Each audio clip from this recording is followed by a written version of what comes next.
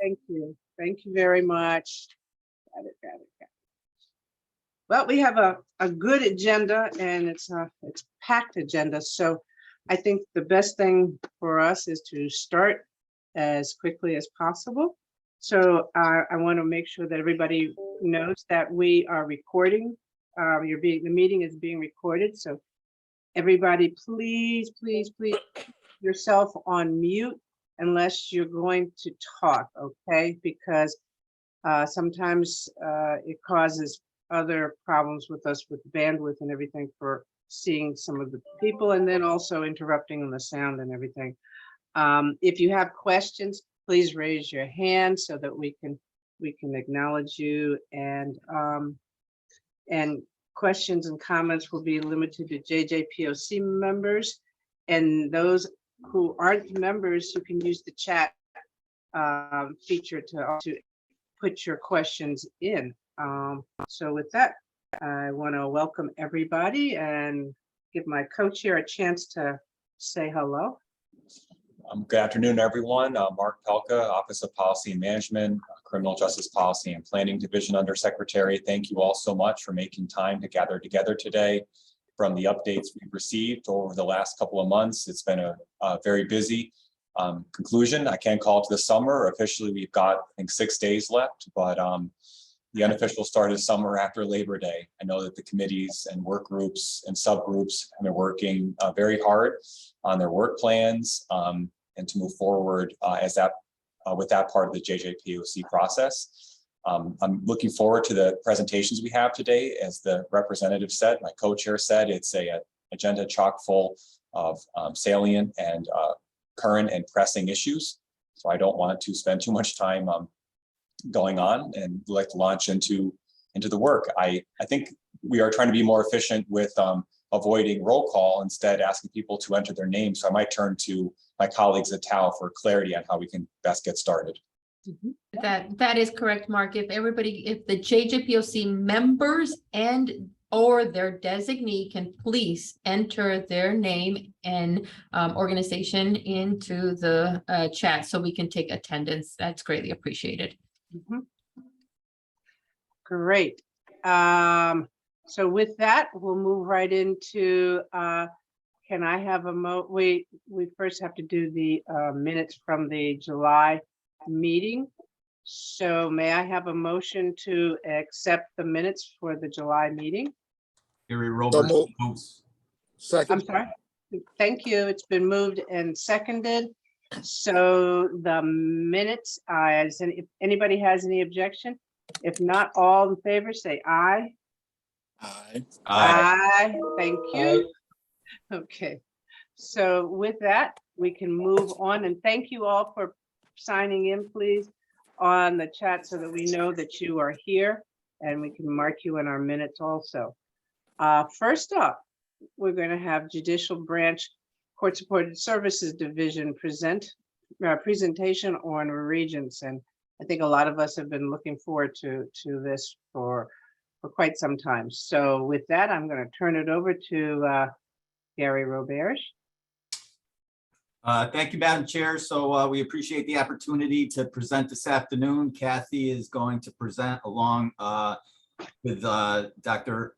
Simon and also Cassie Reyes from CJR. So I'm going to turn it over to Kathy and let her jump right in. She has a fairly comprehensive presentation on regions today, and I hope everybody finds it useful. Thank you. Great. Thank you.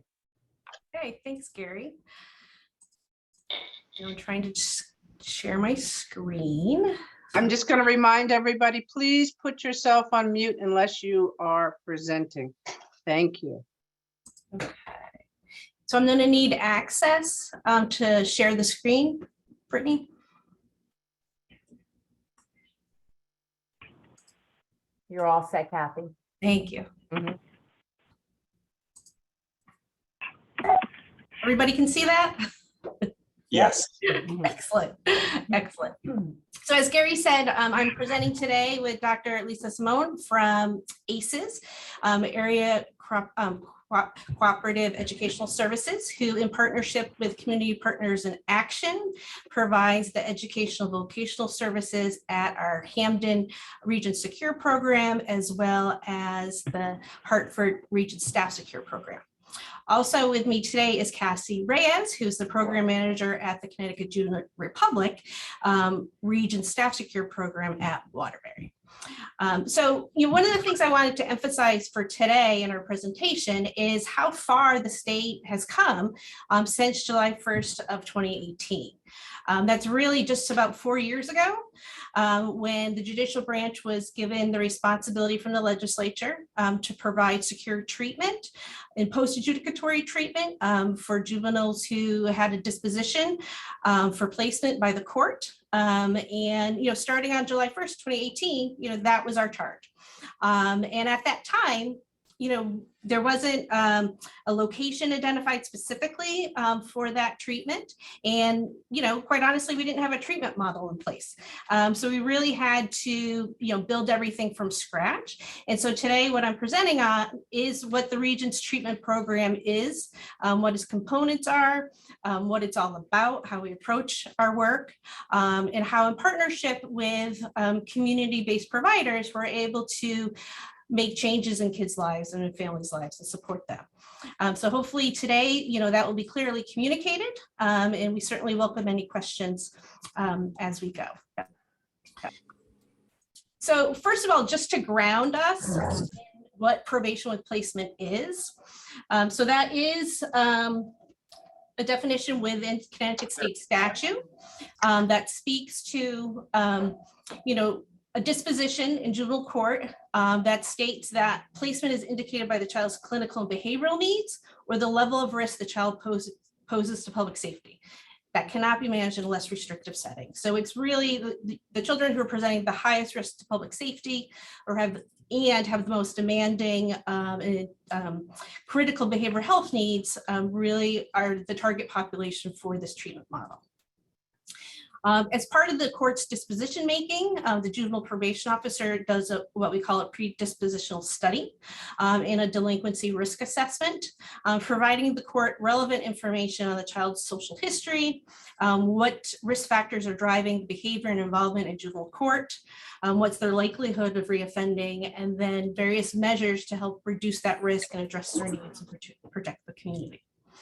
There's also a clinical coordinator who assists the court in decision-making by conducting a forensic clinical assessment that also uses a validated violence risk tool, as well as a tool, the risk sophistication treatment inventory, that really looks at amenability for treatment, and will provide a report regarding what the child's clinical and behavioral needs are, what's their amenability to treatment, how to prioritize those needs, and then make a recommendation of what type of treatment setting would be best for this particular child in this period of time. So typically, what the clinical coordinators being asked to provide a recommendation on is, does the child need to be in a secure locked setting or hardware secure setting, or could treatment be provided in a staff secure setting or even a community-based setting while the child's living at home? So they will make those recommendations to the court. And then the prosecutor and defense counsel will make their arguments about what they think is the appropriate disposition. And based on all the information that the judge has received, the judge will consider it and make that determination of what the outcome will be. So the judge is the one who makes the order for probation with placement, and then Court Support Services Division will execute that order through the Juvenile Probation Department and through the Residential Services Unit. So Regions is a residential treatment program. It's not a program just to house children. It's really a program about creating behavior change and reducing the risk to recidivate. So at this point in time, we have 3 hardware secure settings, right? We have a total of 34 beds in those 3 settings, and they are located in Bridgeport at our current Juvenile Residential Center, or previously known as the Juvenile Detention Center, Hartford at the previously known Juvenile Detention Center, and then in partnership with Community Partners in Action in Hampton. And the numbers that you see after those settings is the number of beds that are allocated in each of those locations. We have two what we call limited secure programs, and limited secure means that it is a hardware secure facility.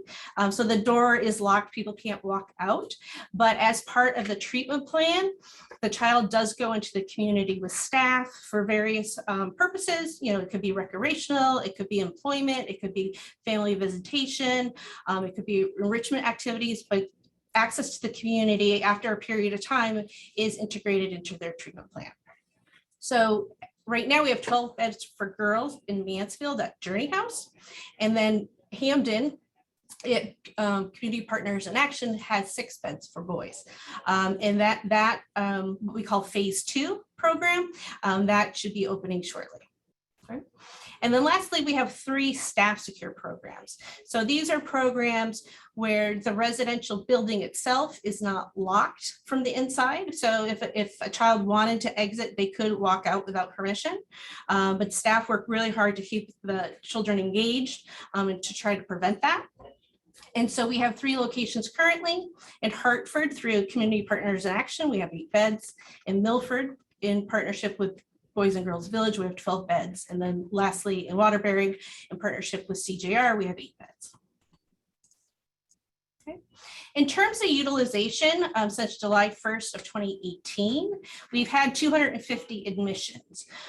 So it could be, it's going to be a fewer number of kids, but in terms of total admissions, it's 250 over the last 4 years. And you'll see the number by each of the locations. So Bridgeport had 83 admissions, Hartford had 95, and Hamden had 24. And that was because it didn't open until late 2020, I believe, or 2019.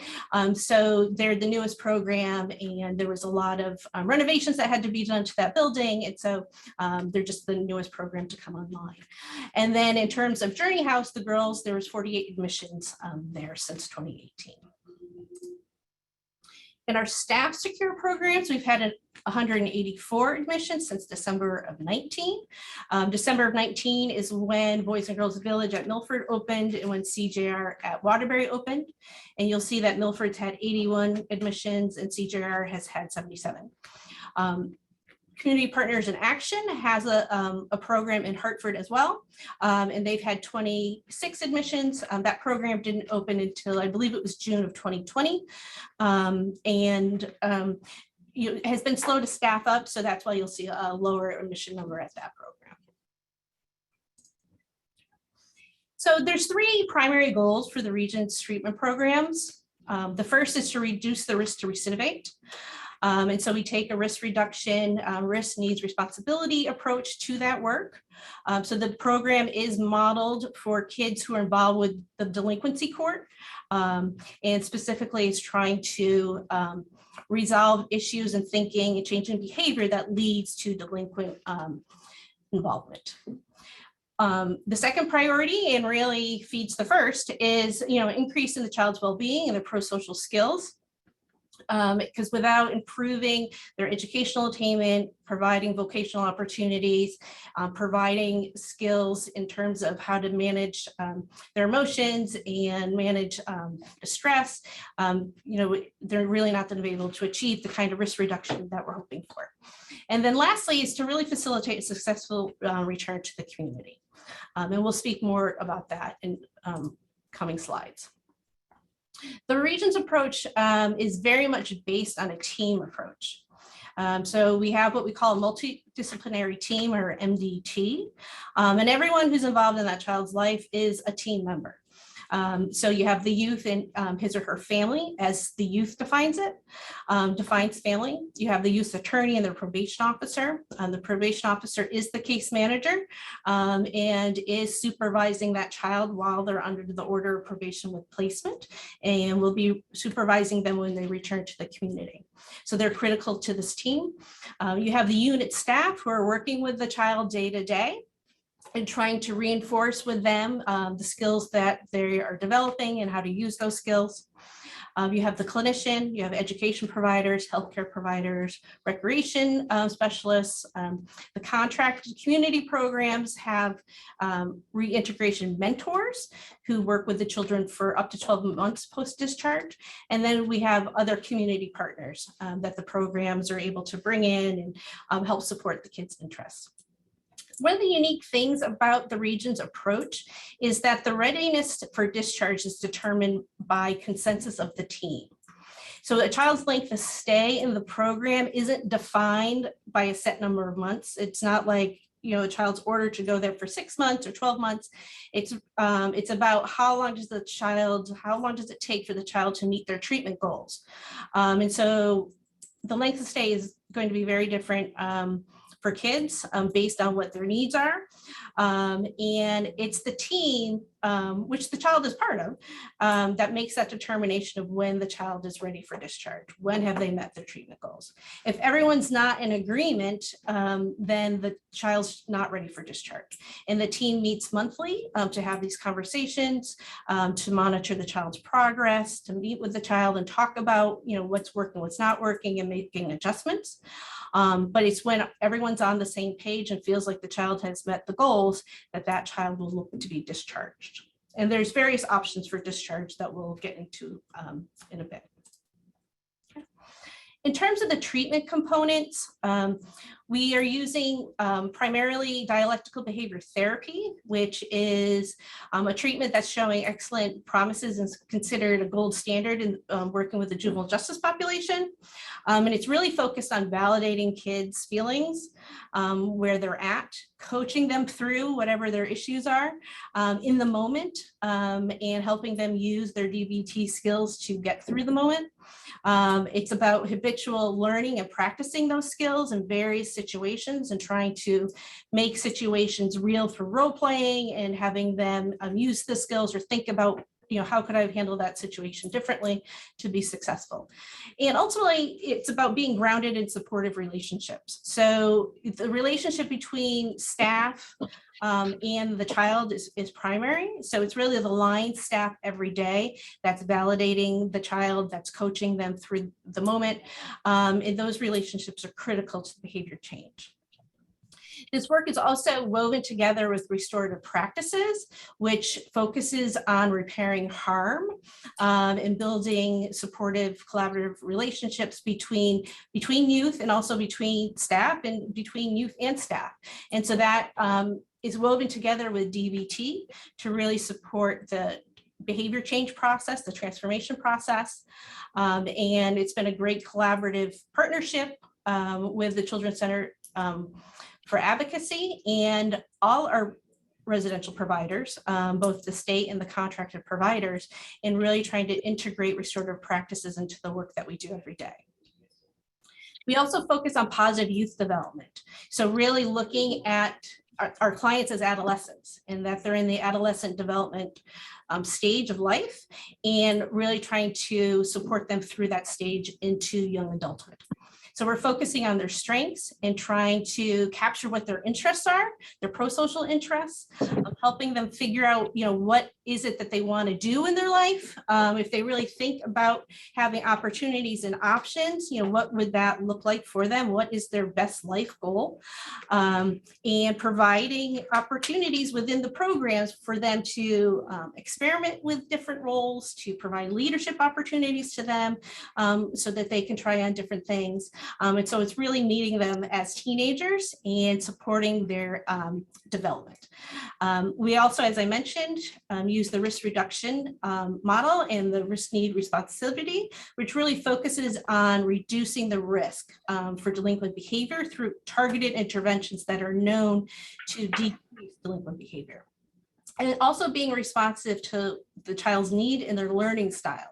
So if a child is has had a lot of trauma in their life and has a lot of trauma reactions, we have to work that into the treatment plan of how are we going to deliver targeted interventions to reduce delinquency if the child is being reactive in any given moment to some trigger that's occurred.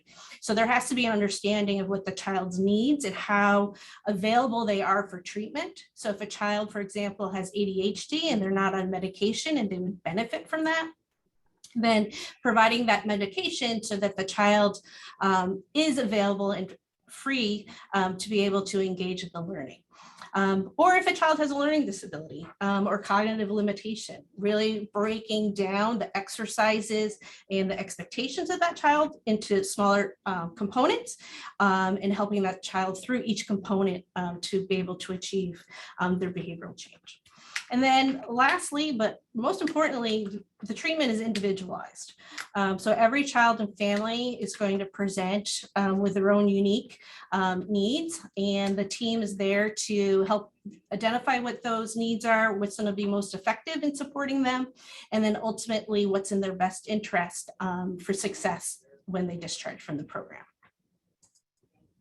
So at this point, I'm going to turn it over a bit to Cassie Reyes and to Lisa, Dr. Sloan, sorry, to talk more about the specifics of what's happening in the programs and how the staffing and support and education is delivered, so that you get an understanding of what is happening and who is delivering the services in the region's programs. So Cassie. Hi, everyone. Good afternoon. As Kathy said, my name is Cassandra Reyes. I am the program director of the Waterbury Staff Secure Program for Connecticut Junior Republic. So as she stated in a previous slide, we've been open since December of 2018 and are coming into our 5th year already of servicing these young men in our residential center. So, she already highlighted some of the overarching, treatment models. And while we have adapted DBT, it's made this program much more effective and much more productive in being able to target behaviors and create behavior change. We definitely have had, challenges, as she stated in the beginning years, of trying to get a treatment model in place that was actually going to be effective and responsive. And we've really committed to investing all of our programs and all of our program staff in the learning phase of DBT, and it's been going really great. So as far as the youth go, we have youth from all over the state of Connecticut with a variety of different needs. So everything has to be individualized for their plan to be successful. So the treatment program, being that it's a team approach, is I think really impactful, and it's very effective with young people, that they know there are many people at different levels, from the court team to the program team, working with the staff here to create a plan for them to transition back home. And I can say that a lot of youth, when they transfer here, are very bright and excited and happy that they're starting to see progress, and a plan to finally move towards moving them back into their community. So it's a very structured situation, but we have a lot of exciting things that we do with youth to gain, so they can gain more exposure to things that they previously probably didn't think were really possible.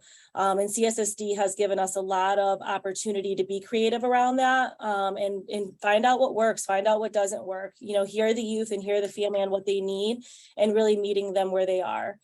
So I think that approach in general of realizing that each person needs to, everything has to be created for each unique individual, and in their community, taking that into mind too, that every town and city has different things to offer.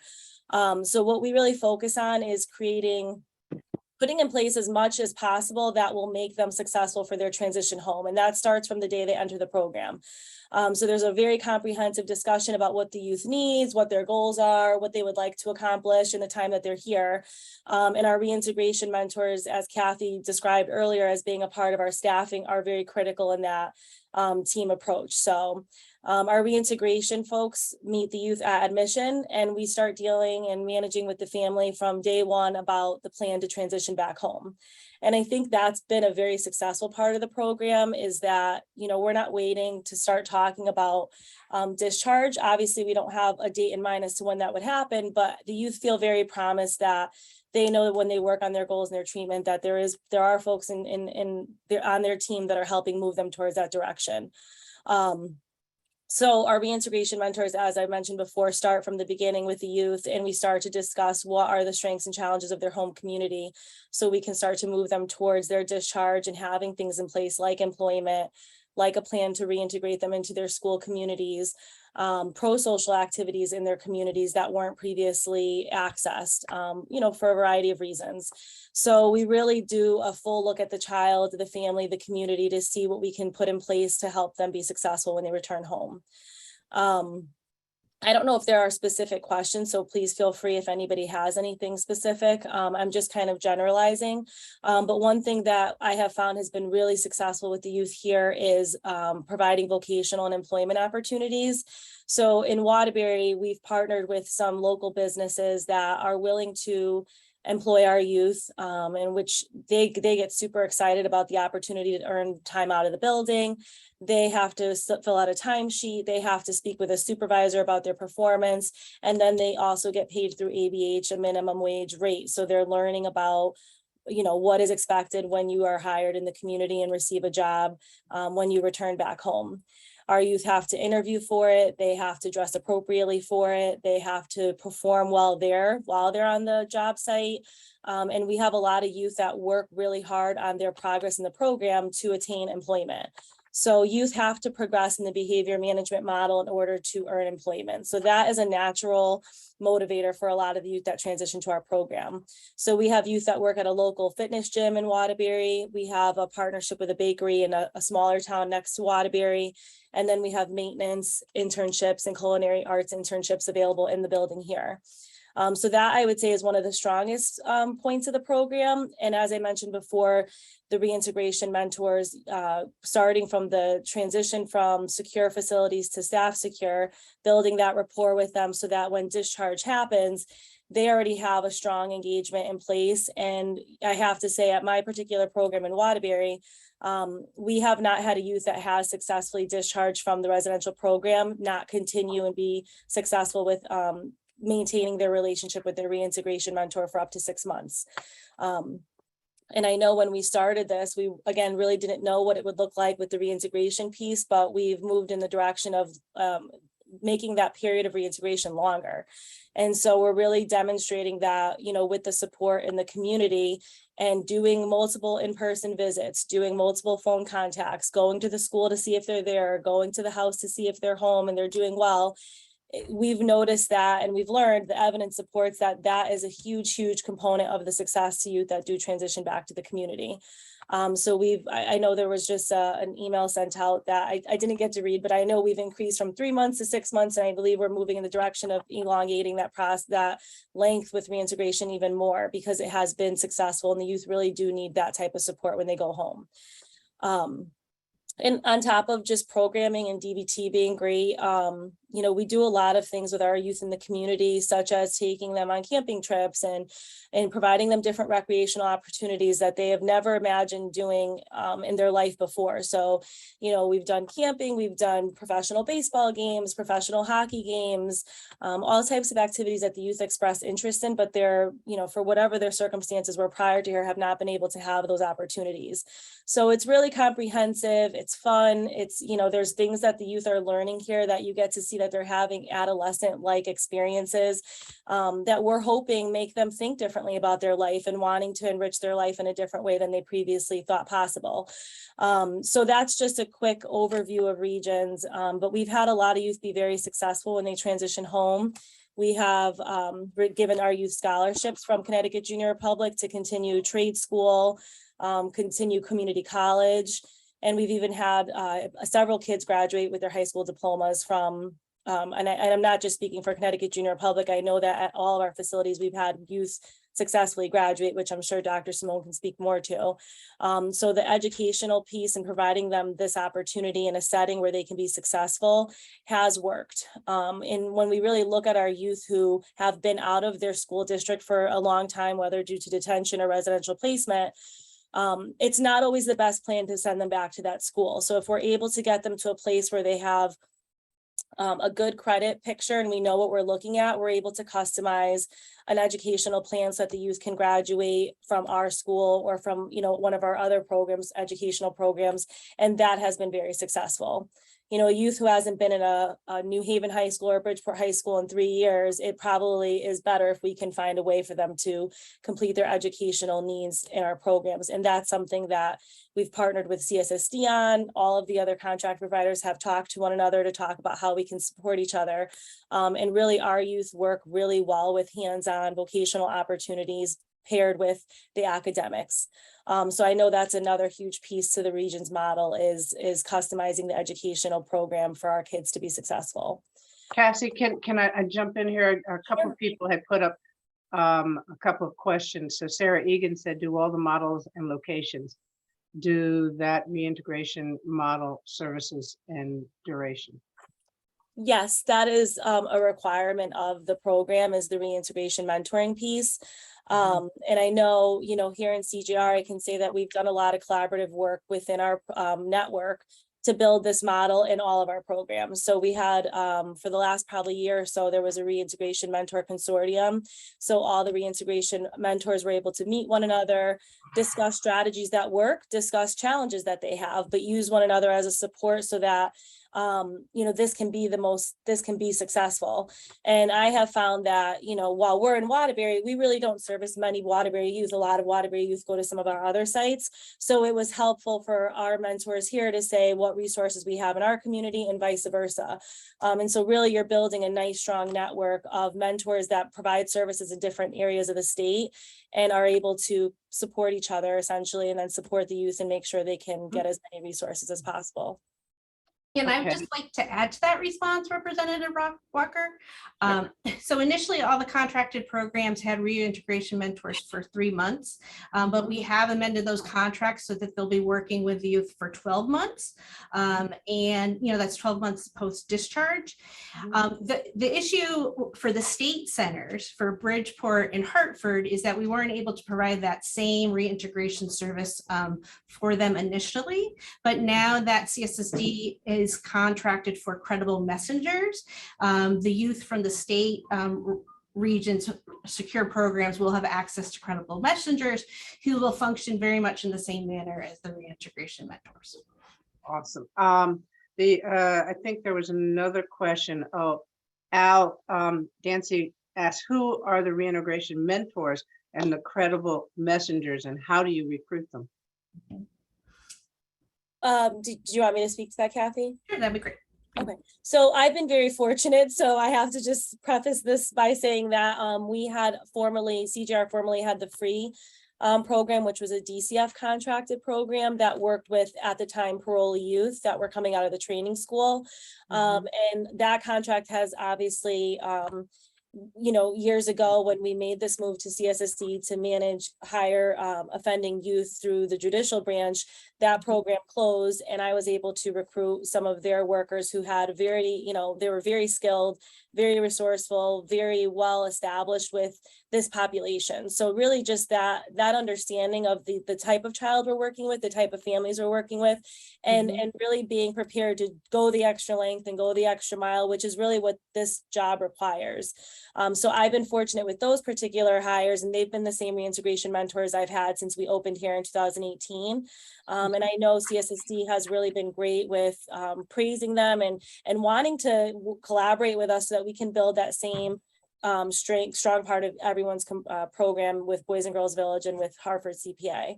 And I believe credible messengers too, a lot of them have come out of residential programming and having already had experience with serious juvenile offenders. Yeah, and the credible messengers, one of the requirements, or one of the things that that the contractors look for hiring for credible messengers is that they do have lived experience.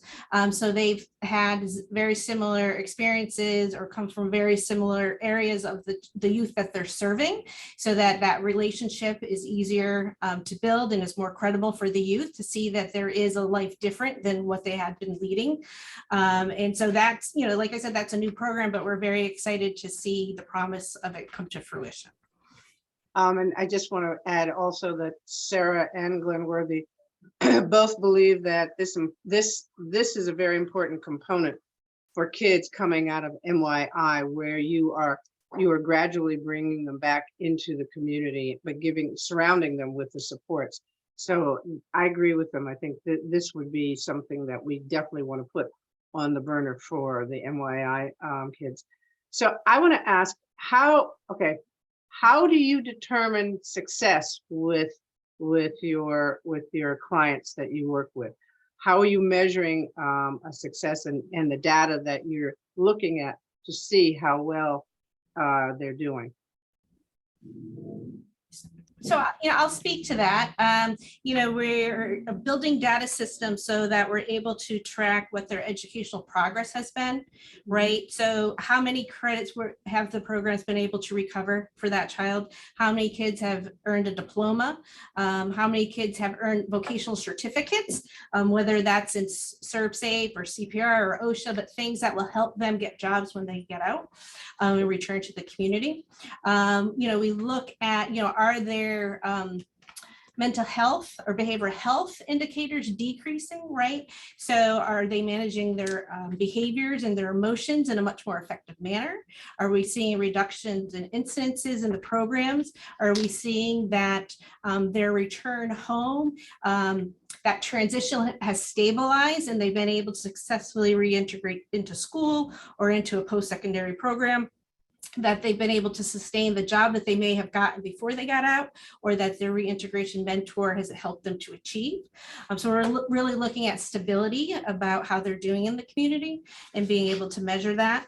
We certainly look to see, do they come back on a new charge? And if they do come back, is that charge, no charge is good, but is it less severe than their original charges, right? So, unfortunately, it takes some kids longer than others to change behaviors. And some it's harder to learn the lessons that they need to learn. But we're looking for progress in many different domains so that we can be able to show that, kids are gaining things out of the programs, and that is leading to their success and setting them up for having a different life course than what they originally thought their life course was going to be. So that's just a very brief overview of the things that we're looking at and the things that we're developing within our treatment database, because all of that is a very tedious process to build that data collection capacity and then the reporting capability to then be able to show reports with that information in a way that is meaningful and digestible for both the agency and external stakeholders. Okay, all right. Well, we're going to go on because we still have a few. So let's move it along a little bit faster because we're kind of, but we still want, if people have questions, please feel free. Go ahead. So I'm just going to ask Dr. Simone at this point to talk about the education services and the vocational services. I think she is a very good representative for all the education providers that are in the Regions program. So at this point, I will turn that over to her. Great, thank you. So I'm Lisa Simone. I've actually been collaborating with CPA Regions since January of 2020. We were going to open our Hartford building in March. We had a beautiful open house on a Monday and the world closed down that Friday. So we did open in June, and the Hamden building opened December of 2020. Since then, we educationally, we have a very unique school schedule. So when we built our team, we have all certified teachers from the state of Connecticut. So we have gen ed teachers and at least one special ed teacher in either the Hamden or Hartford building. Our goal was rigorous academics from day one. We've had a lot of students who felt like who were displaced out of their schools. Even if they were in their schools, they may have been put out in ISS, OSS. Their education wasn't necessarily consistent as we would dive deeper into our students' individual paths. So a lot of the work that we do initially with the students is very goal-driven, teaching our students how to be students. Again, a lot of our kids have a lot of gaps in their education. Many of our kids, as we walk the journey with them, we start to realize that they really never felt that feeling of acceptance within their school setting. So that has been a large piece to what we do on top of the rigorous academics that we offer. So I kind of want to break this down a little bit in how our schools function. So our Hartford building and our Hamden building, phase 1, we have our school day runs from 8:30 to 3:15 every single day. We have blocked academic classes in the morning. We also have what you would consider electives in a high school setting. So we would have PE, project-based learning. We have social emotional component. So I also am a licensed clinical social worker. So I have, my background is in education. I was a school social worker for years. I'm still a licensed clinician. So before we even opened Hartford and then Hamden, I remember all of us coming to the table and talking about DBT and talking about how the state of Connecticut, and then with Secretary Cardona going national, that SEL was such a huge factor in our school settings, social emotional learning. And really so many of the programs, whether it be DBT or SEL, there's a lot of foundational similarities. So we've actually worked collaboratively with our Yale clinicians, and our teachers will co-facilitate with our Yale clinicians DBT skills 4 days a week. The kids have been able to earn also a credit in that aligned to social emotional learning. On top of the academics and those nuances, up in Hartford, our kids are able to leave the building. So that's a staff secure facility. And that has been really exciting because we really hyper focus on career readiness, more so in the afternoon. So we, again, all of our academics in the morning, and then in the afternoon, it's a smaller building, but we have more opportunities on the outside than we do in Hamden. So like what we can do in Hamden, we can't do in Hartford, but it works for both populations. Up in Hartford, we've had many students have volunteer opportunity, internships. A couple of our kids got jobs. They've had job coaching opportunities, whether it be with a CPA staff and a teacher. They do a lot of soft skills with us, which is really like the resume writing, interview, things like that. We've done career exploration. We visited colleges. We went to tap into doing a lot with the military, but then when COVID happened, it was a lot with trying to get people in to present. It really wasn't feasible at the time. So I'm hoping that that starts up this school year where we get people coming in to present to our kids. Hamden is in so many ways completely different, but yet when it comes to, like I said, the academic content, it's mirrored after Hartford. So again, heavy content in the morning. We actually love to talk about how I have one teacher who did her undergrad and graduate work at Georgetown. She loves slipping in grad level curriculum. And after she does it and the kids work really hard through it, and usually it's curriculum that it's in a social science class and they present on it. She loves circling back and saying, guys, that was graduate work. You know, so again, it's really teaching our kids how to be kids, and how to be students, I should say. Hamden, what we have on our phase 2 side. So while we're waiting for phase 2 to open, we have been fortunate to build a phenomenal vocational program on phase 2. So we have 3 different simulators. Actually, in that bottom left-hand corner of the slide is one of our simulators. That's a forklift simulator. That it's an entire program. So at the end of the whole program, you actually get a certification to drive a forklift. You need to be 18 years of age in the state of Connecticut to drive. So a lot of our kids who are 16, more 17 years of age, they really love doing this, and it looks great on the resume as well. We now have a paint simulator, which again is very cool. That simulator, there's 2 things that they've been focusing on. One is like auto body.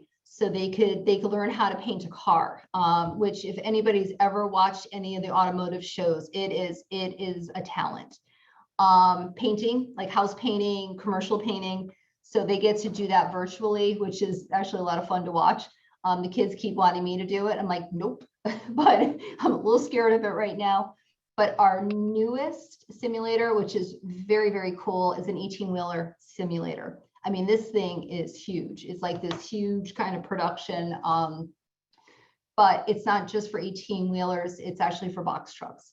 So again, for kids who are 18 years of age, if they're not ready to take their CDL, there's still a certification aligned to driving box trucks for Amazon and several other companies that, you know, obviously need to distribute within the state. We also, on top of all of this, we've been working on some pretty unique programming situations this school year. So on top of me overseeing the 2 regions educational programs through CPA, I also am opening up a new alternative high school through ACES called the Bridge at ACES. We have been able to have one of our youth from Hartford regions. He comes down every single morning, and this is his school. So the biggest thing that I have to say through the educational lens is I could set up in my release forms. I work with our kids 6 months post discharge. That's great, but I'm not in the classroom with them. We actually, through ESSER funds, we're waiting for our ESSER funds to be released because we are going to hire 2 educational liaisons who will work with the reintegration mentors. They will have their primary focus on education, as the reintegration mentors, really their primary focus is really the whole child. But the Bridge at ACES, we have offered the opportunity for, just as a pilot, one of our kids who is actually a New Haven student, getting ready for discharge. So he comes down here every single day. It's a transitional opportunity for him. He's not in the building. He's in more of a traditional-ish school setting, and he's closer to his community. Ideally, what we'd like to do, and this is then us working with the school districts. This young man, we're still working on it, but ideally what we would love to do is maintain their education with us at the Bridge for at least 45 days, which really turns into a marking period, to help our students truly transition with at least knowing educationally, they could kind of still tap back in. You know, they're living in the community, they're getting transported through a bus, through their school district over to us in a more traditional school setting, but it's still the same faces, still the same people that they've been with for, in some cases, 6 months to 9 months. With that being said, I'm going to wrap up with phase 2 in Hamden. We actually are going to pilot it where our phase 2 kids are going to come over to this building. We're only about 3 miles away, so it's about a 6-minute ride. They're going to come over in the morning to do their academics in the morning over here. So again, it's going to give them an opportunity to be in a more traditional educational setting. This building is also offered to other students in the RESC area, which is New Haven County, who do need an alternative placement. And we have like support through CPA and CSSD, and this is kind of our new pilot program we're going to try as well. But we have found great success in our schools. We had 3 students graduate with high school diplomas, which was awesome, because I have to tell you, I definitely have turned into a credit detective in this job, because we have a lot of kids who are transient. So we have a lot of kids who have been in and out of different programs, as well as being in and out of different schools within their school districts. So it's been very, for the kids, it's been like a life changer to realize that they actually had more credits than they thought they had, and they were really not being left behind anymore. So go ahead. So Lisa, I'm going to jump in here because we're running short on time. I see the slides, and the program has a variety of different things, but I'm going to open it up for discussion because I'm sure that people have a few questions. But before I do that, I just want to thank Kathy, I want to thank Cassandra, and I want to thank Lisa for giving us this overview of a program that literally has sort of gone up in no more than 2 years because of the fact that we had the exchange. And I keep wanting people to understand that, not making excuses, but understand that it's taken a long time to get to this point where you have identified different services and different needs of the kids in a variety of different ways. I think what we want to have in the next time we can is to see how many of them have been successful, and the ones that haven't, why? What did you do to change to direct the services just for the kids, specifically for that individual, because as you stated, each one of them has individual needs. And so each plan has to be sort of designed for them. So with that, are there any questions from any of the members right now? Are there any questions? No hands. Okay. Oh, wait. Sarah, you've been in there already. Go ahead, Sarah. Go ahead. Nope, you're muted, Sarah. Muted. Here we go. Thank you. This is really, there's so much in this presentation. So thanks to all of you for all of this information, which will be, I know, going over on our own. As you, and I know we talk about some of this offline, but it'd be helpful to know as you are, I know you have a lot of QA of the regions in the works. And I put some stuff in the chat about the kinds of things that I think going forward, it's going to be really important to know, right? And I think Kathy, you mentioned some of this, you know, the gains, the treatment gains. I'm also very interested in any comment you might have on what you're seeing, if you're able to, or whether you'll be developing data on kids, what I call connection to care, right? That's like the mental health data point, right? The connection to care rates.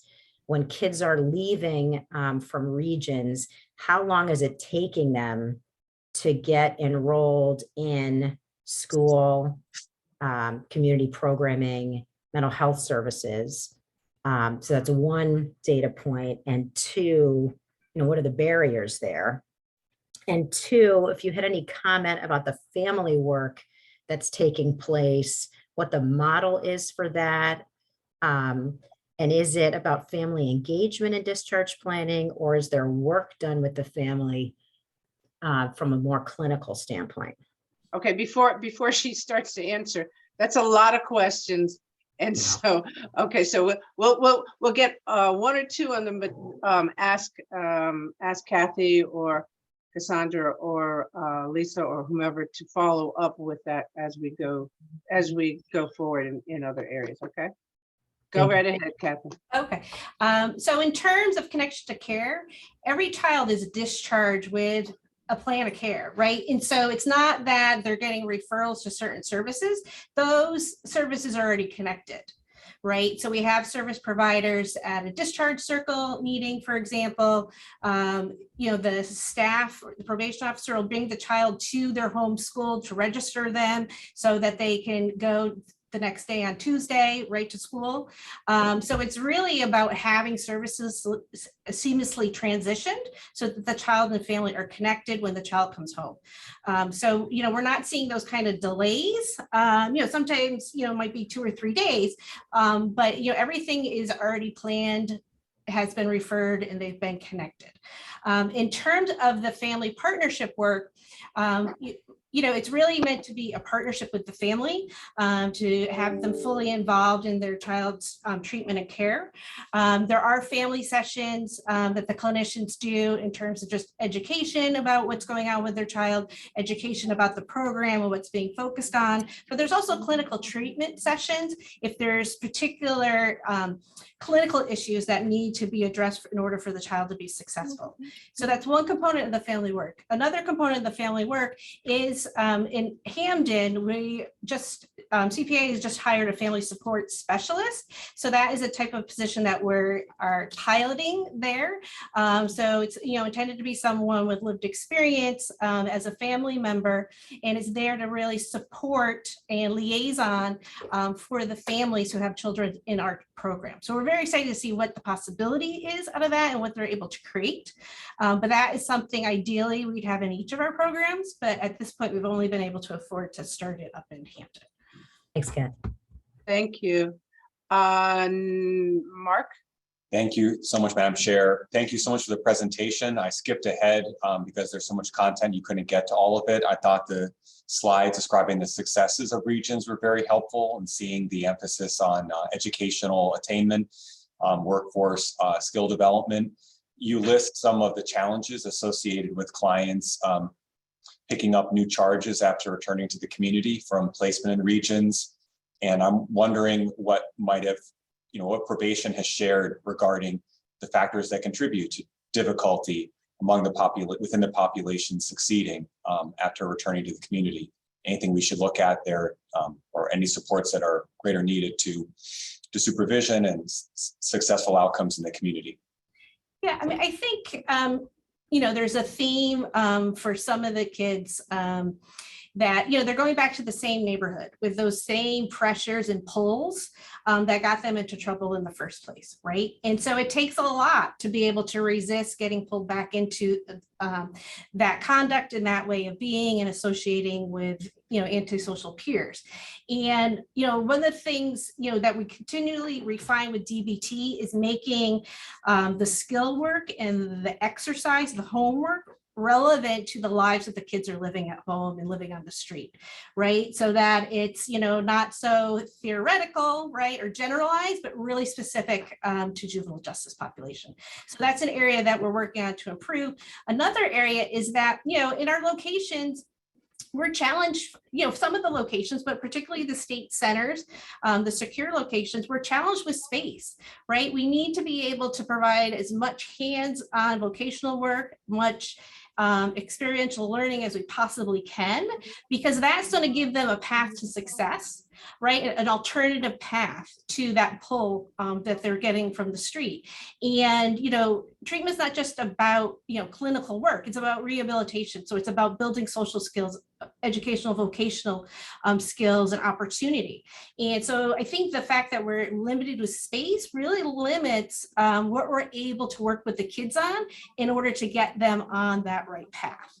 So for some of the kids, it's a greater challenge than others, but I see that really being a barrier that we're constantly pushing up against. Very helpful. Thank you. Thank you, Madam Chair. I think with our agenda, we want to reserve at least a half hour for the next sections, but I do see Christina Caranta's hand up. Yes. Madam Chair, if you I'm thank sorry, I had my thing muted. you. No Sorry. problem. No problem. Christina. ahead. Ms. Go ahead. Caranta. Mhm. My question pretty much echoes the same that you had, Mark, and that Sarah asked. So I'll wait for the other parts of Sarah's questions to be answered at an upcoming point. So thanks. Okay. Thank you. Are there, Pat. Thank you, Representative. My question is, I know that in some cases they're being returned to a neighborhood where there's those same pressures, but what about the home they're being returned to? Are they being returned to a home with limited or no supervision or poor influences in the home as well? Well, I think, every child situation is different. Some families are more engaged in the treatment process than others. Some families are able to provide more supervision than others. So, it's variable, but certainly, that's one of the things that, we're trying to work on with both the child and the family is, one, what does the child need and how do you provide it as a family? And some families can and some families can't. And then how does the child learn, how to be responsible, right? The majority of our kids are 16 and 17 years old, right? So they're, getting ready to be launched into adulthood. And so, some of that responsibility is on them to, to do what they're supposed to be doing and staying out of trouble. And they certainly get support from their reintegration mentors, from the probation officer.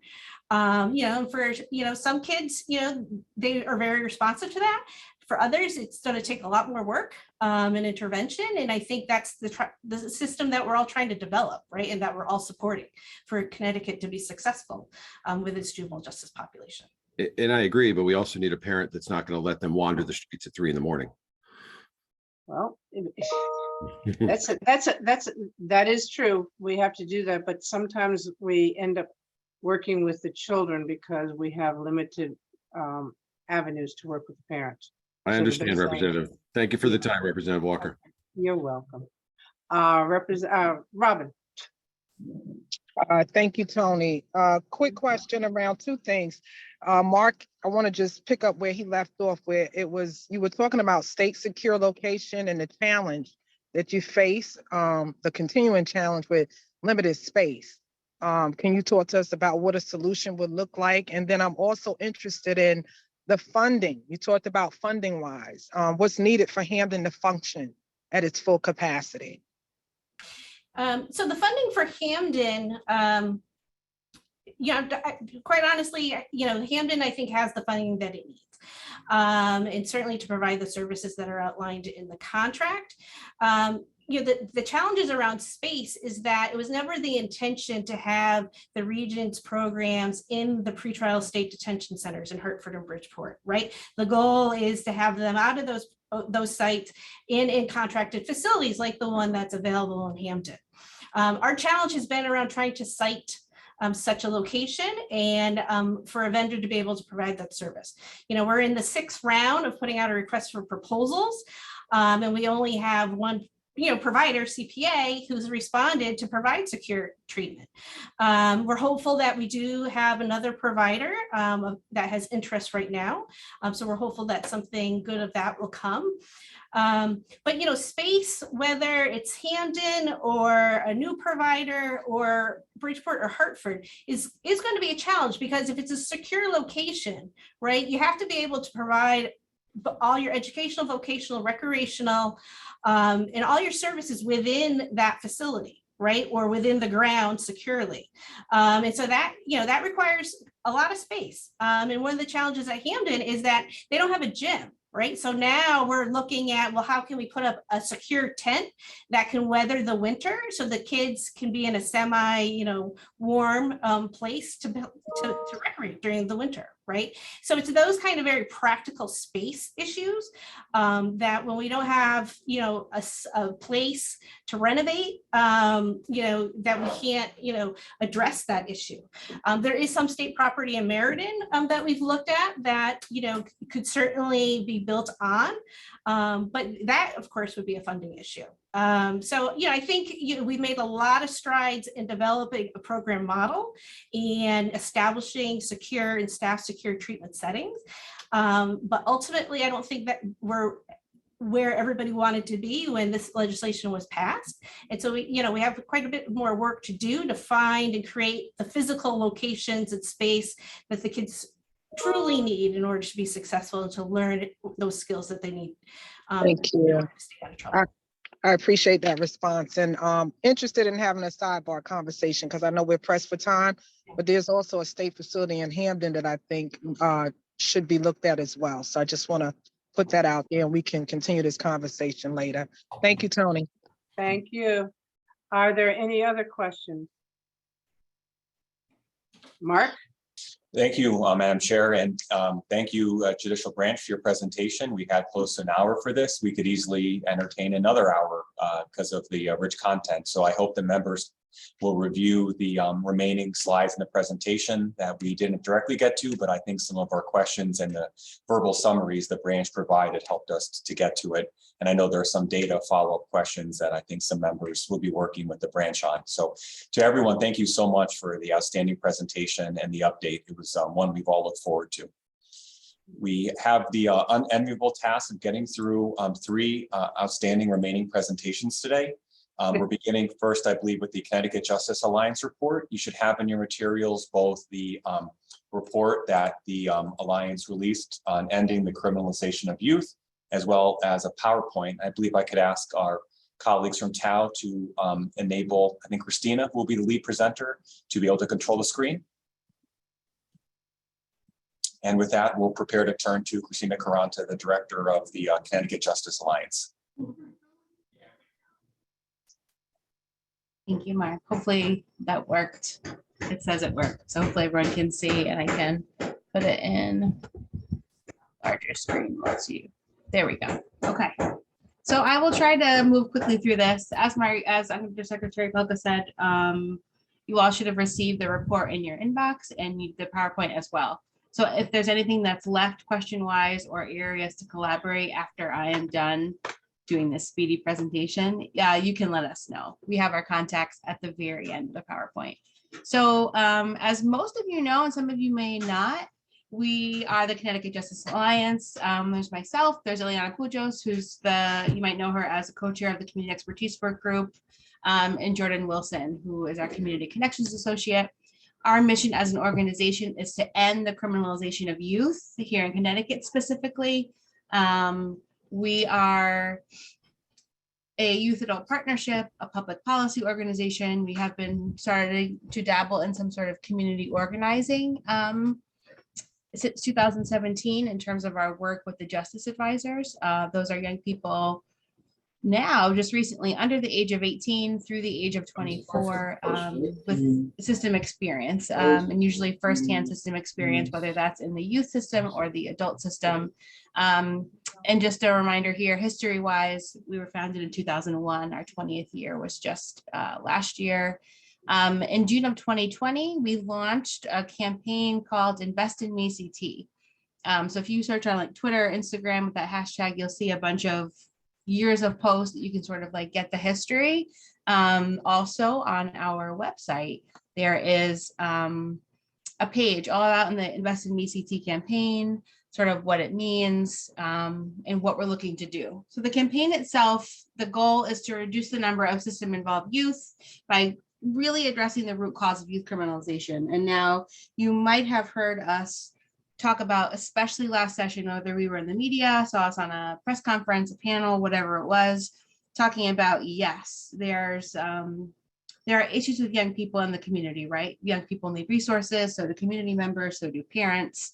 However, unless and until we actually address the root cause of why something is happening, we can have all the facilities that we'd like, all the programming inside those, but when someone comes home or before they even enter that facility, if that problem is not addressed, we will and they will always end up back in the same place, right? If they don't have the tools that they need. So the goal of the campaign, Invest in Me CT, is to make sure that Connecticut has opportunity-rich communities for all kids, no matter your zip code, no matter where you were born, where all youth and families can access what they need so that they can be successful. The report, you can scan this QR code by opening the camera on your phone and get into it. You can also get it on our website. It's sort of a part 2 to the report that we released in 2020. This one is called Ending the Criminalization of Youth, Address the Root. So throughout this report, we really focused on, okay, through conversations and business sessions with young people and community members, police officers, teachers, parents, legislators, what have we heard that needs to be done to make sure that folks can be successful? You can find the answer to that in the report. It sort of echoes what we heard in 2020, which is not surprising. And that's jobs, that's credible messengers, that's mentors, that's an educational setting that's appropriate for them, transportation. And there are suggestions in that report of how Connecticut can meet young people and families where they are so that we are all living in sort of like a successful and prosperous Connecticut, so that we're not stuck in the same position that we were last session, where we had lots of bills that perhaps would negatively impact young people and their families, and not as many pieces of legislation that were presented that actually invest in addressing the root cause of crime. Let's talk a little bit about our partnership in action, CTJA's partnership, and sort of the areas that we have. I mentioned vision sessions. So that's a part of our advocacy. Many of you have been a part of, or we have come to your site to host a vision session. That's detailed on our website too, if you want to click through and really find out what it is and hopefully sign up for us to come facilitate one. But really the vision sessions are a space to sort of do research and gather information from a group of people. Usually that's young people. Sometimes, quite often last year, it was police officers, specifically those that worked in schools, to figure out what is working, what is not, what resources are needed, what specific asks can we come away from this place, wherever we are, to bring to folks like those around the table, the JJPOC, or folks up in Hartford during session that we can ask for and have specific budget asks coming from the community members themselves. You can see we are involved in different op-ed writing, media engagement, really trying to have the different youth justice organizations in Connecticut kind of be all on the same page with mass messaging. You have seen us involved in legislative session. Hopefully, if we're perhaps back in the building this session, you'll see our faces there. Really trying to build up our community connections. The Alliance, perhaps 15, 20 years ago, was really focused on relationships with agency heads and specifically legislators, right? And we're so much about the community and young people and families and engaging them as partners. And this ties in well. This is good timing to have this presentation because we just talked about regions and we're waiting for the outcome data to see how it's working when kids return home. But there's also the piece that we keep going through every session of proposing from this specific group, having young people and parents be voting members from the community expertise work group, having them have an actual seat in a yes or a no. That keeps getting chopped out of the JJPOC bill. So I wanted to talk quickly about kind of the importance of why partnership with young people is important, with folks who have actually been a part of the system that we all sit around monthly and talk about how we could change. The directly impacted perspective is one that cannot be overlooked. We should not be making decisions or laws about people without those actual people at the table being able to have a say in, yes, this would work for me. No, it would not. Here's how we could fix it. I think as soon as we become a state that moves truly with community, like hand in hand and true employment, as a friend of mine, Beresford Wilson, would say, like really employing folks and not sort of like imposing things on people, we will be much more successful. I think we can, folks ask questions about, okay, what are the gaps? What's needed? Why aren't some kids successful when they go home? What should be happening? If we could have the young people at this table answer that question, that would be super valuable, I think. And not to sort of speed through this, but we've got a side in here of, okay, what might an authentic partnership look like? And perhaps having the folks from the community expertise work group come and talk to this big table, which I know they have in the past, about what it means to intentionally build relationships with young people and community, what it looks like to give folks the tools to build their capacity to be a part of this group, perhaps may be beneficial. You'll even find some of that in the report that's at like slide 2 or 3 of this presentation of how we think that the Juvenile Justice and Policy Oversight Committee could be better through that. And just the idea that, centering youth and families, that gives their lived experience, which almost is sometimes better than a college degree, that gives it value and power. And so we should be doing that at this table, especially since we are constantly asking each other, well, how do we know if what we're doing is working? We might have some of the quantitative data, right? But the qualitative and the personal stories go very far.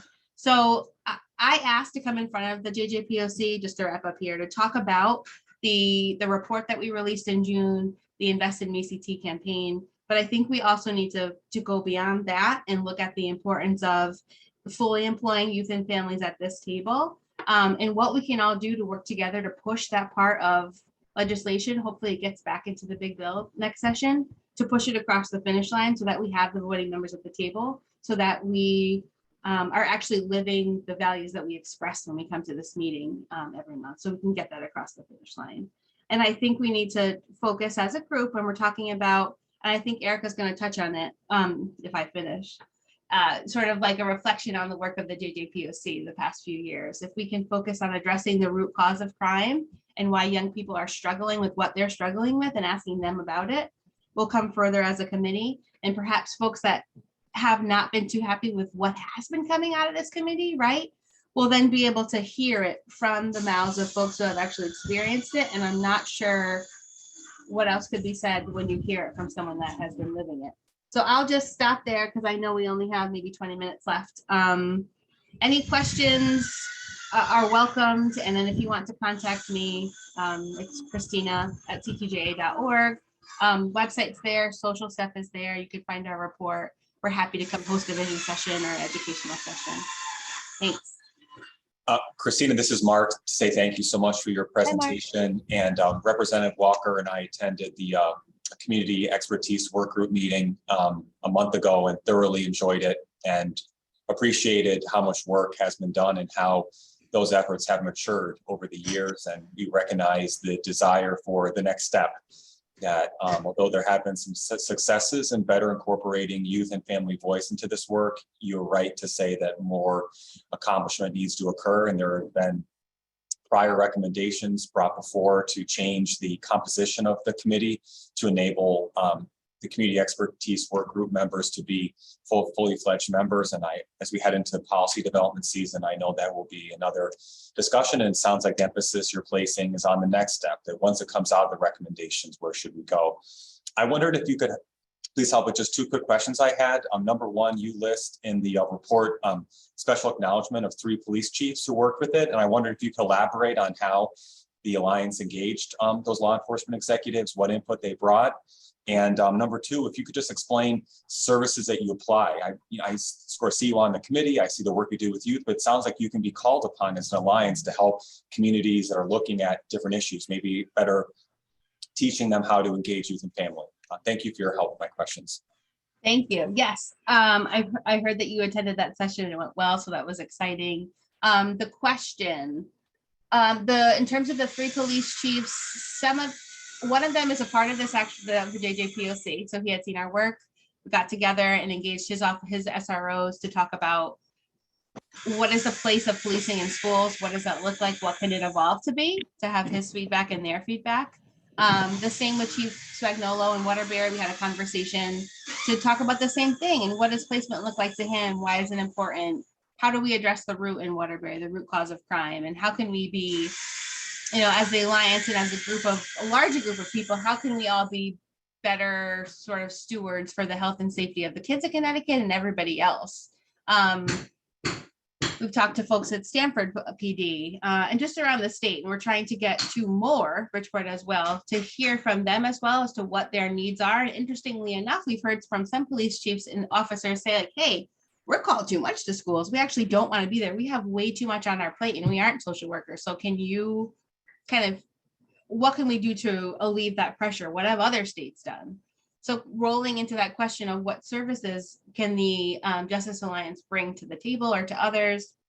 National connections, and I think it's important to note that the new administrator of the Office of Juvenile Justice and Delinquency Prevention is a close friend of the Alliance's, Elizabeth Ryan. So we have been having conversations on the phone about, how can she on a national level sort of fill in the gaps and help Connecticut with a couple next steps it needs to take in terms of community engagement and having kids be in the community, removing kids from the Department of Corrections, things like that. So we can facilitate that resource as well as able to make the connections to, if folks are wondering, okay, well, how does Oregon keep kids 25 and under in their youth facilities? How's that working for them?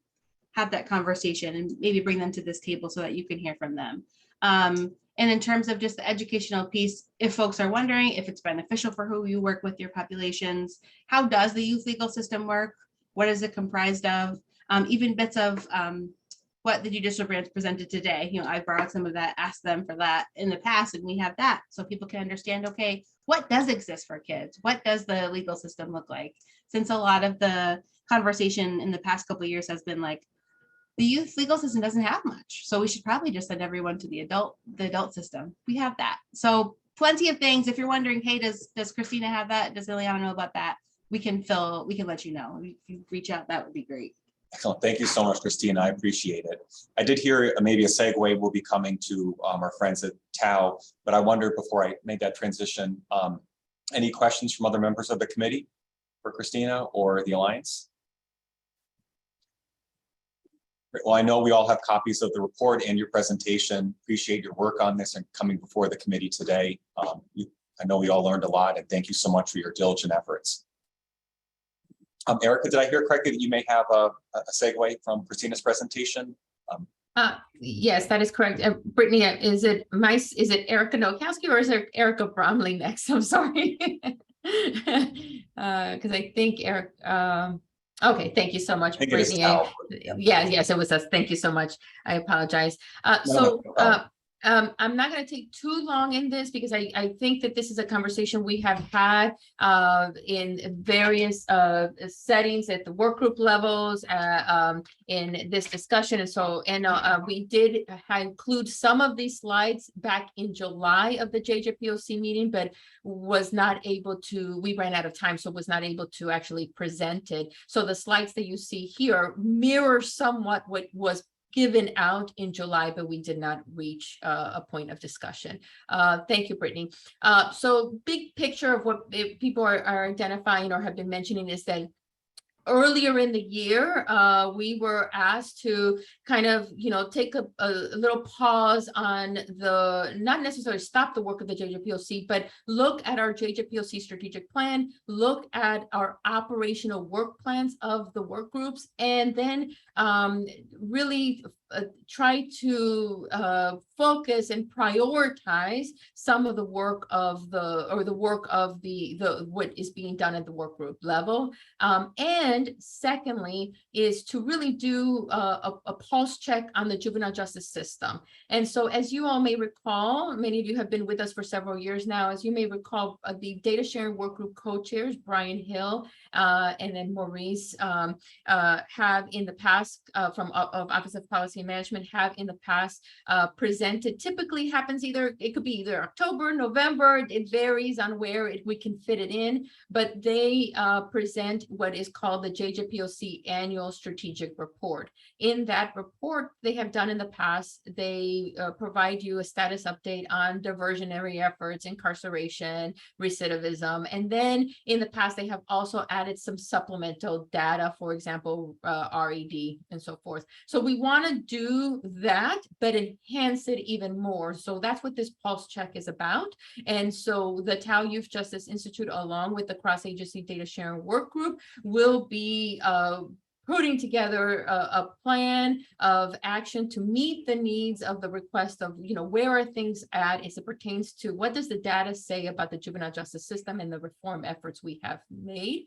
What are the outcome program datas that we are seeing? Are we better off? Are we, are we able to demonstrate through the data that we are headed in the right direction? So this Brian Hill and the cross-agency data sharing work group co-chairs in October will present a preliminary view of this pulse check on the JJ system, along with a somewhat of a plan for what these data point highlights are going to be throughout the year of 2023. We will be providing you at the JJPOC monthly meetings some spotlights of data, whether it be the Department of Correction, whether it be DCF, whether it be DOC, YSBs, Youth Service Bureaus, whatever that may be. But that has not been spelled out yet. We are working with the cross-agency data sharing work group to develop what that data pulse check is, and then the timeline around when those presentations will be coming to you in 2023. Next slide, please.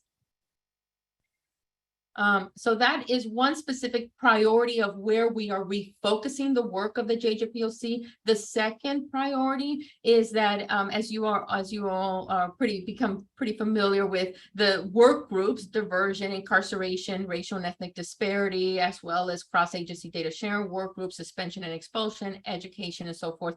Each of those work groups have operational work plans that we develop with the co-chairs of those work groups and the work groups themselves. We come to a consensus in identifying priorities for that year.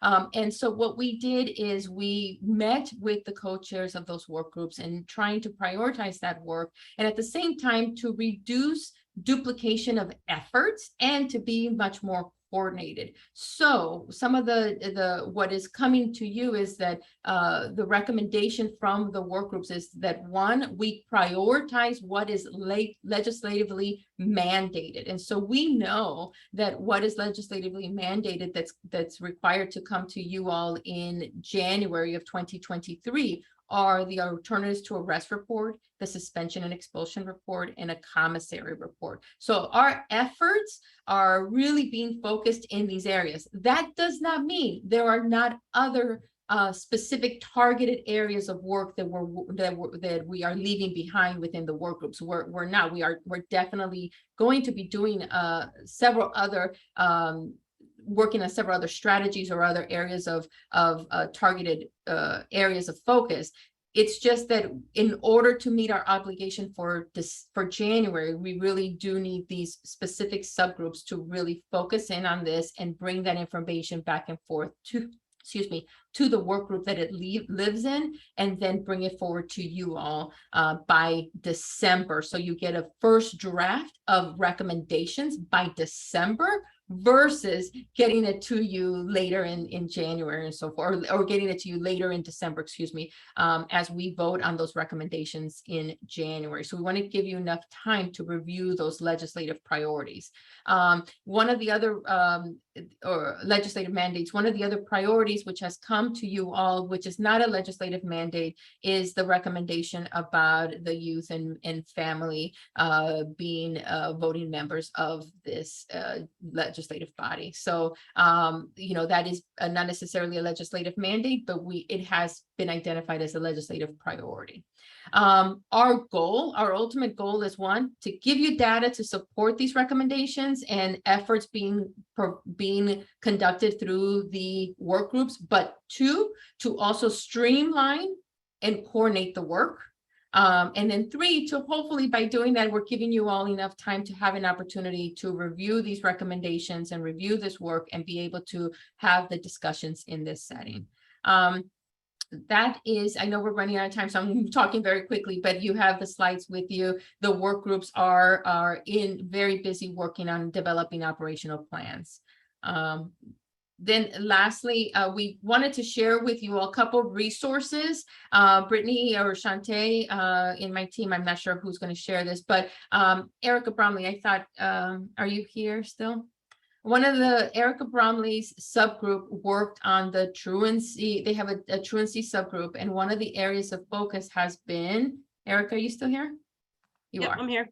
Okay, I'm going to give you the floor so you can go ahead and speak to the truancy video that was developed. And then where Shantae has shared it in the chat. We are not going to have enough time, but please, please review this video, because there was a lot of work that was done and it is being piloted, but we are also going to post it on our website as a resource to educational providers. Erica? Yes, thanks, Erica. Yeah, we just wanted to make sure that we gave everybody an update because this project we've been working on for quite some time in the truancy subgroup that falls under diversion.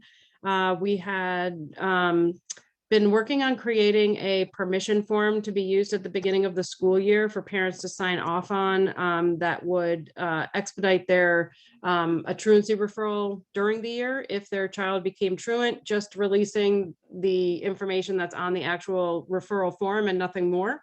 And what we ended up getting a lot of feedback from several statewide parent groups, and some of the feedback we got was just regarding a need for a little bit more information on what a youth service bureau is, what kind of services it could provide, and things like that. So we ended up creating a video, which you can watch later. And essentially it's about 4 minutes long, and it's really just graphics, and it is narrated. It is translated into Spanish, Portuguese, Polish, and Chinese.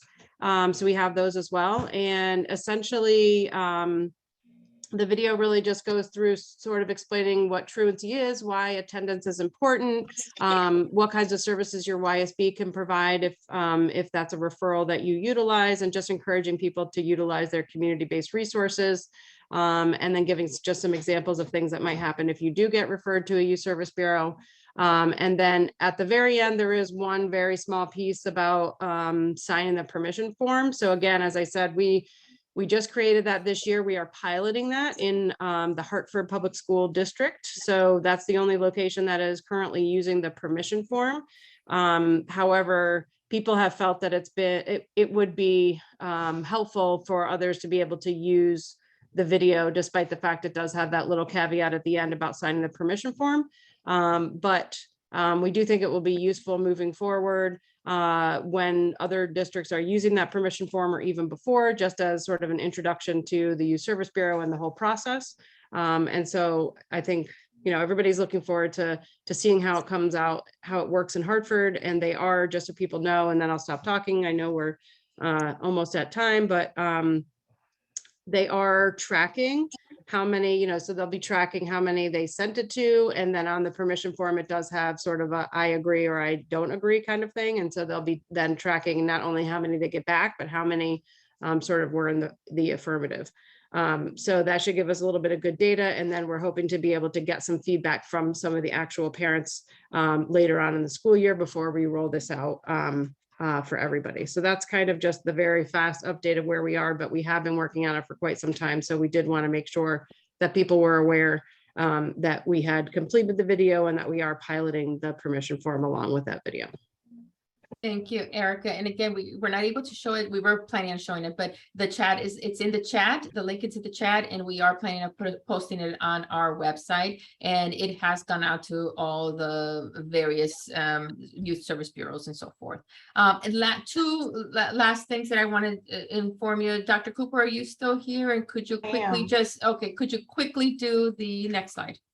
Yes, thank you to the members of the JJPOC. You all allowed myself and my co-principal investigator, Dr. Lorenzo Boyd, to speak with you all in May. We have continued the work that we have been pursuing on behalf of the CIYPR, and we want to thank you. In August, we completed what was a statewide survey. We received more than 1,000 responses, and the next step is to share that work out with public listening sessions where we will both share and be discussing with the community what their perspectives on what next steps, particularly for cohort 2 of our institute, will look like. And so we just want to let you know that you'll be receiving a formal invite, but we wanted to let you know that an in-person session and 2 Zoom sessions will be taking place. We hope to see you all there, and we hope to have you all share with any of your constituencies or listservs. Thank you.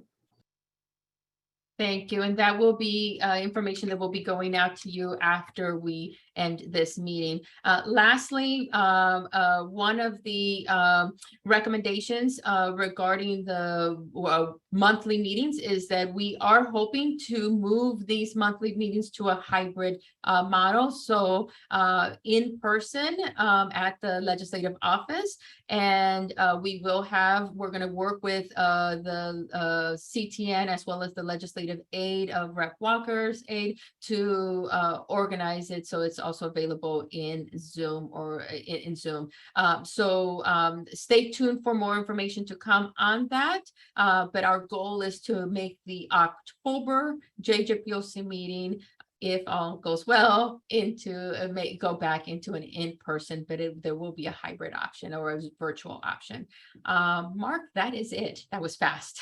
Thank you. It was. It always seems that we never have enough time to get through all the work, but I truly appreciate all the presenters' flexibility in refining their presentation, skipping ahead and hitting the high points. But I think that there was outstanding substantive content on every slide presented today. So thank you everyone for your work. And as Erica said, our next scheduled JJPOC meeting is Thursday, October 20th, 2 o'clock until 4 o'clock. So it was extended a half hour. We can look forward to receiving the data analysis presentation. And I think the outline you heard earlier, so my wrap-up remarks is a sound judgment that we use the presentation in October to provide a high-level overview of key JJ system trends and identify future spotlights that can be provided over the course of the year to home in on particular aspects, because it's truly impossible to cover all the detail in one presentation. And this approach will enable us to extend it across the work that we do over the course of a year. Many thanks to the presenters who took the time to prepare their work and to come before the committee today. Many thanks to the committee members for their active participation in the work, to our community expertise work group, youth and family members who were part of today's work. I hope everyone has a great rest of your day and look forward to seeing everyone together as a committee next month. Thank you and take care. Meeting adjourned. Have a good day, everybody.